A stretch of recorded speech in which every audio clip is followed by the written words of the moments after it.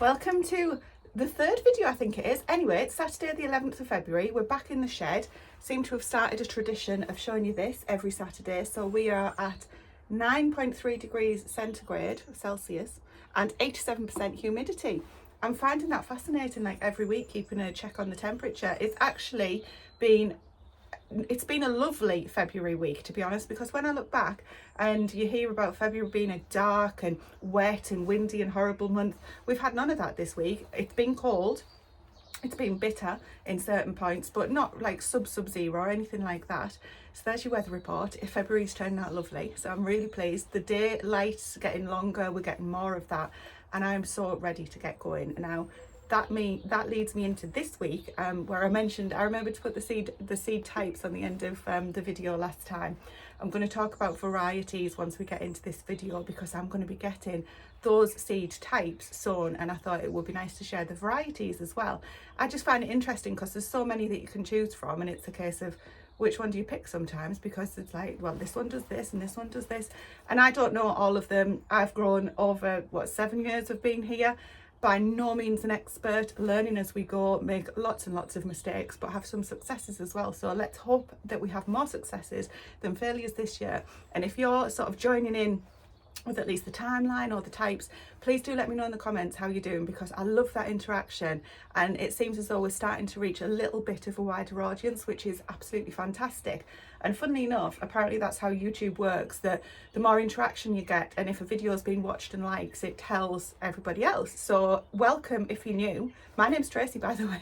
And this is our small holding adventure, but these videos are dedicated to more around the self-sufficiency growing side of things, with the odd recipe thrown in. So the week ahead, definitely sowing, and that's, you could postpone it to next week if you wanted to, but for me the weekends are really the time when I get to do this, so that's why I'm really excited to get those done.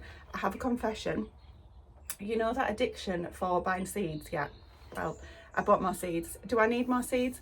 Possibly not, but I did buy more seeds, and they were due yesterday and they didn't get here. We do find that sometimes the post tends to take another couple of days to arrive where we are, even though we're only 7 minutes from town. So when those seeds come, I will share them with you. Excuse me, runny nose. I will share them with you, and we will get them sown together, and we will keep an eye on their progress every week. I'm really, really excited about that. Really excited, like really excited. And then outside, in the other thing I'm really excited about, and I'm aware that that can sound really annoying, I've never been this organised at this time of the year before. The beds are ready. We have got compost on all of them except the fruit bed, which is just what I'm been working on at the end of the last video, where we were taking the canes down, taking the blackcurrant cuttings. Going to finish those blackcurrant cuttings, use what leftover compost we've got, because there is a bit left there I'll show you. There is a bit there from the last lot, because we've started refilling it with fresh out of the stables for this winter's compost. Anyway, I'll use what I've got left and get that on the fruit bed. But I did tell you guys, I think, when we clean the sheep out, when they go back outside March time-ish, we use that bedding and just put that around the fruit beds, and it worked fine. I did worry, would that kill them, because it's like potentially hot bedding, but there is more bedding than wee and poo. Couldn't think of another way to say it, sorry. So we'll see. I'll use that again around the fruit bushes, and I'll show you when we get to that. But anyway, point being, the manure that I've got left, I'll use what I've got on the fruit bed as well. So I want to get that tidied up and looking well. Stephen knows that there's a few repairs that I need to get done. He's busy blasting off with the pressure washer the patio out the back, where we've got that new outdoor kitchen, so he's trying to get that looking all nice and clean and fresh for when we get that finished. He always does that once or twice a year, so he's busy doing that. When he gets a chance, he's going to come and help me do he's going to do the repairs in the veg plot on the fence posts and other bits and pieces that need doing. He's also going to turn the compost heap for me, because he's a big strong bloke and he does fantastic at it. It would take me like days and days and days to do, and he'll have it done in a couple of hours, I'm sure, or less. We'll have a look at that together as well. And basically I want to get in the greenhouse, the other thing I'd like to get done this week, and this is probably like note to self rather than to you guys, you can keep an eye on me and see if I do get it done, is prepare that the hotbed, which is actually electric, for the seeds basically. So that'll just keep their bums nice and warm, because nobody wants a cold bum. And that at the moment has got that dead, I think I said parsley, it might be coriander. I can never remember how you tell the difference, and it was an experiment because I thought in the winter I could grow herbs in there. Anyway, I didn't. So yeah, so we're going to get that cleared, ready for the seed trays. So when we get all of these seed trays done, they can just sit on there. The ones that need to have warm bums can have warm bums, the ones that don't. And the other thing I want to get done is for when those seeds are up and need some more space, because inevitably you run out of space in the greenhouse, I'd like to get the cold frames sort of cleared out, make sure there's no weeds in there. I don't know if there's any mice, because sometimes we do get mice in there in the summer. Need to take care of that if that's the case, and get those ready to receive any of the cooler plants once they're up, like the spinach and things like that. But to be honest, because I don't have anything in the beds over the winter, which is a disgrace in itself, fine, but we don't. Can you hear the farmer? He's just driving past. I can see him above the hedge. Because we don't have anything in the beds, I'm going to use Charles's advice to use less compost. So if you pot on and pot on and pot on, you're obviously going to need loads of compost. But Charles was saying, Charles Dowding of course, that he basically uses the really small plug plants and just gets them straight into the ground outside, where normally you might think, oh my goodness, they're too small. He does it, so we're going to trust him and we're going to do the same. And because the beds are empty, was my point, we can do that. So let's get busy. This is 6 minutes long. I'm so sorry. I've got a lot to say today, it seems. Am I procrastinating? Right, I'm going to get busy and show you what I'm up to.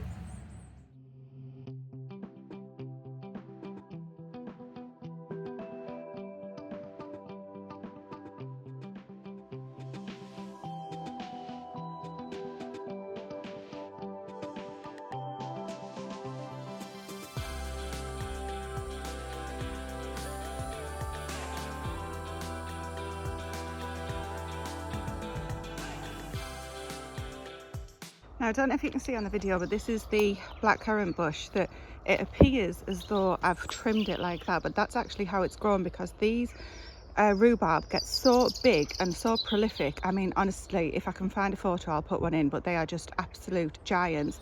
That's grown, you know, when you see the trees where the buses go along a road and they grow around the bus, that's what this is like, which is why on this side it's all bushed out. So I'm going to try and figure something out around that, but for now I have cut it back and I have got the hardwood cuttings as you saw in the last video.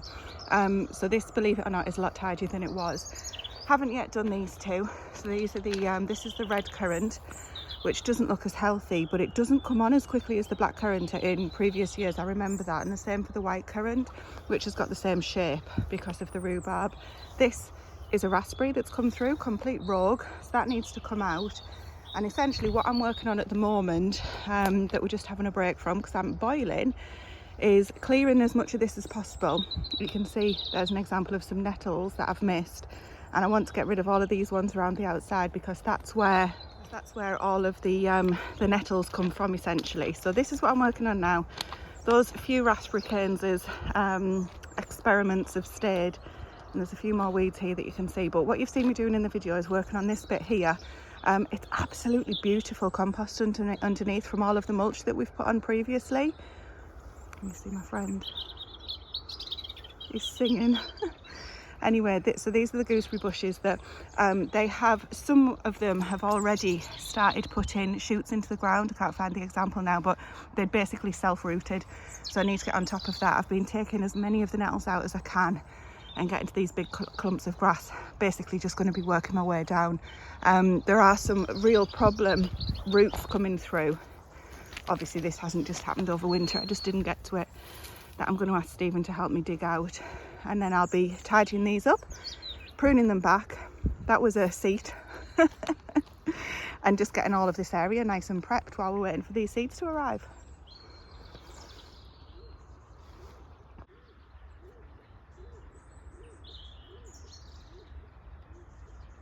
Knocking off for lunch. What a busy morning. I've got absolutely loads done even managed to nip out the chicken food. So let me show you the state, or what it looks like, because it's not a state. It sounds very negative. Anyway, this is what the fruit bed looks like now. The only thing left to do are the currants, but I've been working on these gooseberries, which has taken an age, and you might not be able to see anything different. So first up, this Stephen's gonna take this out for me. I've weeded all around the edges, and my goodness me, the nettle roots went on for miles, and I've literally tried to shape them into, doesn't show up on camera very well, but just shape them into a nicer shape so that you can walk between them without getting attacked. And this one at the end here is the youngest one, I think. So I haven't done too much to that, but they all have had a really good prune. And this is all done now nicely. The compost is absolutely lovely. So there's this here to take out, which is goodness knows coming from where. Maybe it's the hedge, I don't know, but it's not gooseberry and it's not raspberry.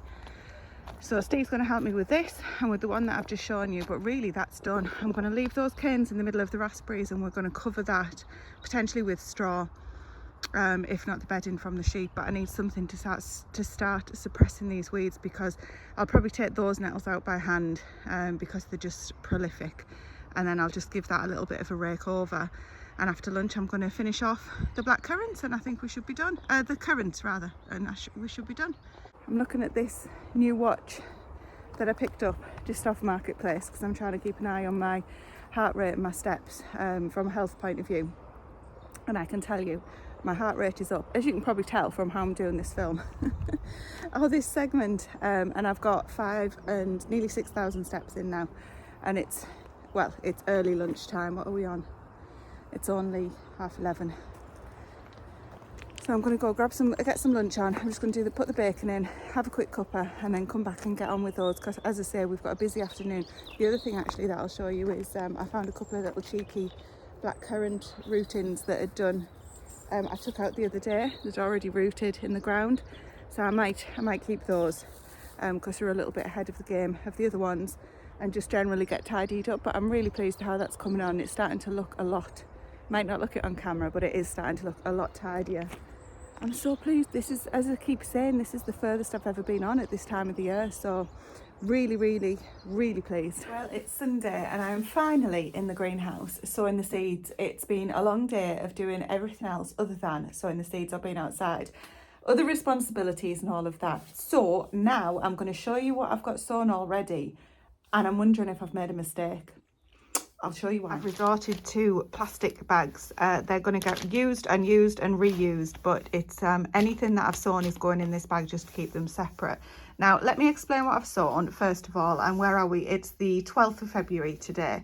So I've done one row of Florence fennel, so that's the bulbing kind, which apparently you can try having a cheeky sowing, and there's 1, 2, 3, 4, 5, 6. That's actually a gap down the middle there. I've gone this way just because it works for the number of seeds that I want to put in, and I've got 1 seed per cell. So the 6 Florence fennel and 4 different varieties of kohlrabi. So there's the super schmelz, white Vienna, delicacy purple and purple Vienna, and all of them have gone in today. And here we've got all brassicas, and again there's actually 10 cells here, and there is 1 well, definitely for the F1s there's only 1 seed. For some of the all year round cauliflowers there might be 1 or 2, but we've got cauliflower all year round, broccoli stromboli, cauliflower snow crown, greyhound cabbage, cabbage caraflex, and the green sprouting Calabrese broccoli. So there's 2 broccolis, 2 cabbages and 2 cauliflowers in here, and there's 10 of each one, hopefully. Of course all of them might not come up. And under here we've got the Bunyard's exhibition broad beans, and I've just put a cheeky couple of lines in of the crimson flowered broad beans. But let me explain to you why I think I might have messed up. I've already put them in the cells. I was wondering, so previously I've sown them in, excuse the dead plants, in those type of trays, and just multi-sown them, prick them out and then put them in there. And I'm thinking that's what I should have done, and I've just gone straight into the cells. So there's an experiment that I wasn't expecting to happen. I'm going to do a mix, a combination.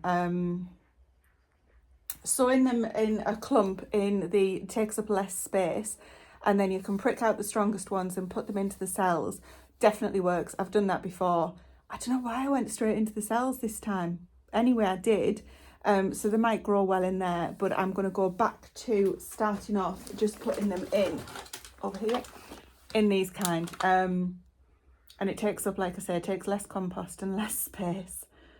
So this is round 2. I'm going to get started with those. So next up, I'm going to start with the lettuce and the spinach, turnips, radish. Saying that if I multi-sow the radish, I'll use the cells. I'll show you what I end up with, but I have cleared this behind me and popped the heat wires on, what they're called, you know, the wires that I explained go underneath, and that's just going to be a little bit of bottom heat. Really confused myself. Now these ones here, I did the onions in single cells, and these radish, they're the French breakfast, and that's because I multi-sowed those, I think. I'm pretty sure that's why I did that. And then because we've got the mustard there, which I'll probably prick out. Okay, I think I'll let you know what I do. Just before I start again, I have lifted up these garlic, which were all just on here, and look at the root system on those guys. They are ready to be in the ground outside, so that's on the list for this week as well. Looking super healthy. I'm really pleased with these, although this one curled over a bit. Anyway, all good. Right, I've sorted myself out. Had a bit of a panic on then for a second. So anything that I'm multi-sowing, I will sow directly into the cells. And anything that I'm going to be growing in singles, such as the cauliflower and the cabbage and things like that moving forward, I'm not going to redo this. I'll start them off in the bigger tubs, and then I'll prick them out, because the benefit for me, thinking back, like it was only last year, but I'm thinking it seems like a lifetime ago, is when you prick them out from the big group, if you sow quite a few seeds together and you prick them out, you can then plant them into the cells really, really deeply, so that they're kind of up to the necks, and then they'll grow nice and big and strong in the cells. So I might reproduce what I've already done just as a backup, because it's not going to take me too long. I'm not going to do it today though. And so basically all of the ones that I showed you, which are these here, I'm going to also put into some individual trays so that I can prick them out. Does that make sense? Because I sound very garbled to myself, but hopefully you know what I mean. I'm going to probably do that tomorrow, because I want to get all of these tags written out. What I've done this time is write all of the tags ahead, so that I'm just using the plastic ones, because I've used the wooden sort of lollipop style ones, and they just rot, and you can't see what's written on them, because all of the pen just like leaks, not leaks, it just bleeds, if that's the right word. Anyways, that's why I'm using plastic. So I've pre-written the tags, which made it so much easier, and I just kind of came out really excited and just started getting on with it, which is why I think I did that. Anyway, so I'm going to reproduce what I've done today in the God, I'm struggling, aren't I, today? In these ones. And they will essentially be a day behind these, and we can use it as an experiment, so that next year I know for sure. Let me show you what else I've got. I've got a few things left to water, but I've got another few in, and I'm going to basically be sowing every day over the next few days.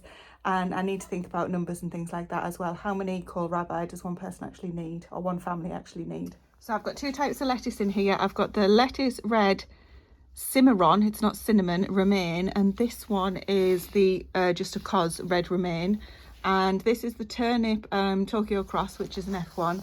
I've shown you these, I've shown you these, and I've shown you that. I have put some dill seeds in, Mammoth, and these 2 need watering. We've just got radish, cherry bell, and spinach Medania, and at the back there, which has been watered, is the parsley Italian Giant, and all these have been sown on the same day, which is the 12th of February. I have marked the 12th on some of them, but as I say, because I pre-wrote the tags, and in my excitement I just put the tags in, I left the dates off them because I wasn't sure exactly when I'd be putting them in, and then I forgot to add the dates. So for my reference, these went in on the 12th. I'm going to water those last 2 now, the cherry bell and the Medania, and that's me done in here for today, because I've got a few things I need to get done while there's still a little bit of light, and then we'll come back out tomorrow. I'll only have probably half an hour of light tomorrow as well, and hopefully it won't be too cold, and we can get on with more sowing. It's going to be peppers tomorrow, and potentially tomatoes as well. I should have done them first. Not should have, I could have done them first, because really they need slightly longer growing for the peppers, that is. A lot of people have already got their peppers and chilies already in. I'm hanging fire. I'm following the advice this year, and we'll see how it works out. But things are looking, it smells, things are looking great was the sentence I was going to say. I'm terrible for not finishing my sentences, but it smells amazing in here. It's like a little kitchen because it just smells of garlic and onions, which not for everyone, but it's certainly for me. Right, I'm going to water. I'll see you tomorrow.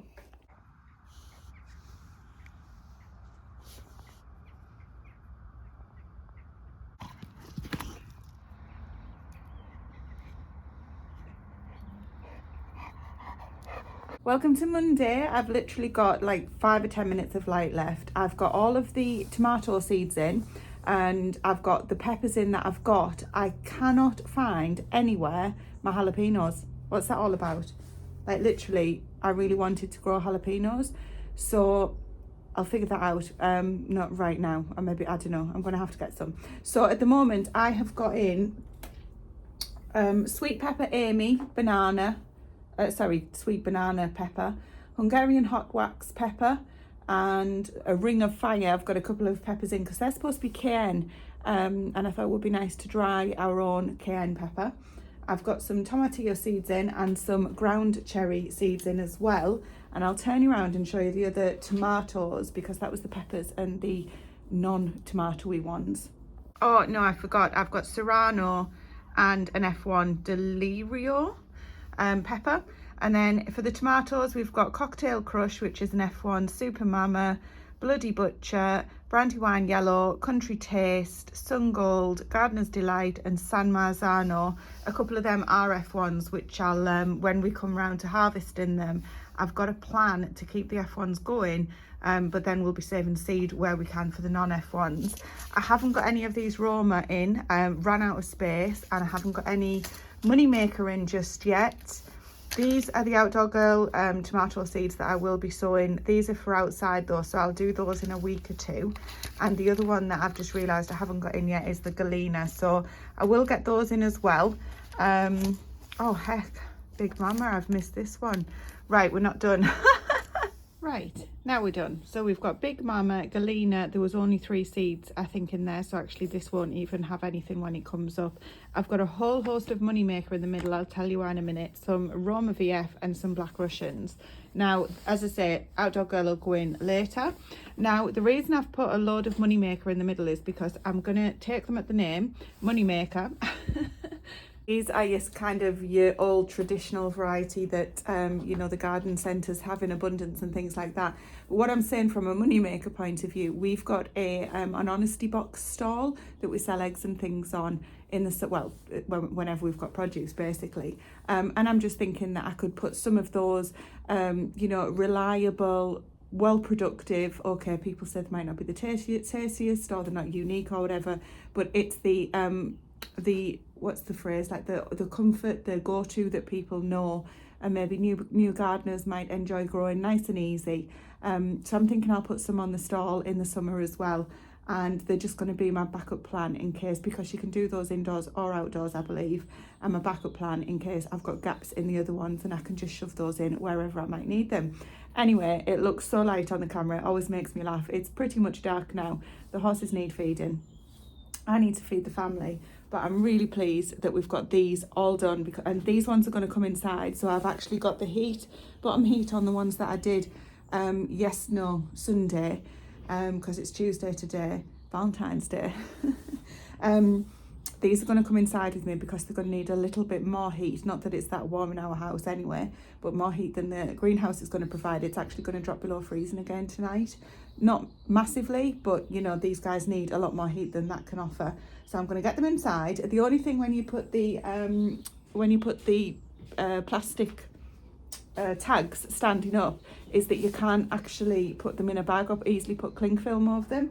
So what some people do is lay the tags down, but I'm just going to leave them up because I'm going to make sure they're somewhere nice and warm, and I'll just lay a bag or something gently over them rather than trying to contain them in some plastic. Anyway, that's me done for tonight. Well, this is strange because it's Saturday morning and I'm supposed to be starting off my new video with you guys now. It's jumped from, I think it was Tuesday, because I said Valentine's Day, didn't I? from Valentine's Day to Saturday, and the reason for that is we've had a few things going on in our personal lives this week, which is, you know, it's not one for this video, but we're fine, we're totally fine. Just had a few things to take care of, and now we're at the weekend. It's Stephen's last day at work day. He's got all of the next week off, so I think what I'm going to do is just finish with showing you where we're at outside. It was supposed to be a grey and miserable day today. The sun is out, it's a little bit windy, but oh my goodness, who cares, it's too nice. Let's have a little look around and end the video there, and I'm actually going to start the next video pretty much straight away. I thought I'd give you an update on this little space here. Right now, one of the jobs that Grace is doing as part of her Saturday morning job is sorting out our chickens. We have secured a buyer for some of, we've got lots and lots of chickens, and basically the cost of feed at the moment is just prohibitive for us. It's through the roof. It's so expensive, it's just really not worth it at the moment. Anyway, we are going to be having some more chickens back in here, because what Grace is doing at the minute, she's separating the hens that we've got in the polytunnel. We've actually found a lovely buyer for some, really pleased about that. He's coming tomorrow afternoon. I might do a separate video on that, we'll see. And he's going to be taking those. He's got a lovely place for them. He's got some friends waiting there for them to become happy companions with. But what it does mean is that my polytunnel can be emptied of chickens, and that can get ready for planting, which is great news from a gardening point of view. What I will need to do though, because they've been obviously like mucking in there, pooing in there, I'm going to have to take that out, because it'll be so fresh that it'll potentially burn the plants, or just be too hot for them to grow in. So what I'll have to do is take that out, probably put it on the compost heap, and then when it's decomposed, rotted, it can go back on. I'll show you probably in next week's video what I'm going to do with that, because it's not time to get anything in the polytunnel just yet for me. So that's the update on the chickens, which will become our gardening chickens, gardening friends, and the polytunnel. So at the moment they're still in there. She's doing that this morning, and then around here I'll be able to get that stood up and put out of the way. These beds, I just need to check for anything like this where the pesky weeds are coming through, so I'll dig that out, give all of these just a check to make sure there's nothing going on from a weed point of view. That chard has completely died a death now, look. So I'll just get those little bits pulled out there, and I can see a few weeds at the end. Same for the asparagus, a few weeds coming through there, and just make sure that we take care of that. What I'm going to do with these strawberry beds is rake all of the dead leaves out. We'll put those on the compost. I think I'll take, this is completely, well, it's not completely dead, but I'm happy for this to come out. I've got some more, this is is it a walking tree cabbage, is that what they're called? I've got some more of those seeds, and it wasn't the best place for it. Was this lemon balm? Can't remember, I'll have to check. So all of this can come out basically is what I'm saying. We'll get these strawberries tidied up, and I'll spread a little bit of compost in between. We are working our way through these Jerusalem artichokes. There's just, you'll never ever get rid of them. There's hundreds of them. So we're working our way through those. Haven't managed to get that extra bit of muck done just yet, but that's fine. We're going to get this turned. As I said, everything that's going on, we haven't got that done just yet, but plenty of time for that too as well. Same for the weeding for these guys here. Look at the rhubarb since last week. It's coming through thick and fast. I cannot wait to have our first bit of rhubarb. Look at that. The kale's looking a lot tidier, so the likes of this leaf here that's starting to get a little bit unhappy, that'll come off. There's something living in the I don't know what you are, it's a bug of some sort. Anyway, showed you all of this recently. Nothing else has happened there since last week. And again here, this is just for weeding, but this is apple mint that's starting to come through there, so that's allowed. It is a bit of a thug though. So that's it for now. So doing well, just going to crack on and see where we get to next week. I did think about just waiting to just sort of taking you along on this video for today, and then putting it out tonight and starting my other one tomorrow and things like that. And I thought, look, just get it ended today. You know, life happens. We're still getting on, busying on in the plot, and I'll show you on next week what we get up to today. You've seen the seed status at the moment. I've tried to go through all the varieties that we've been getting in, or I've been getting in. So if you need any help on any of those, leave me a message in the comments and I'll try and reply back on that. I just won't have time to list them all in the comments, in the description. before I get this video out, but I'm happy to come back to them, so just let me know, and I hope that you guys have a bit of a sow along with them. But essentially we're off on the seed front. It's so exciting.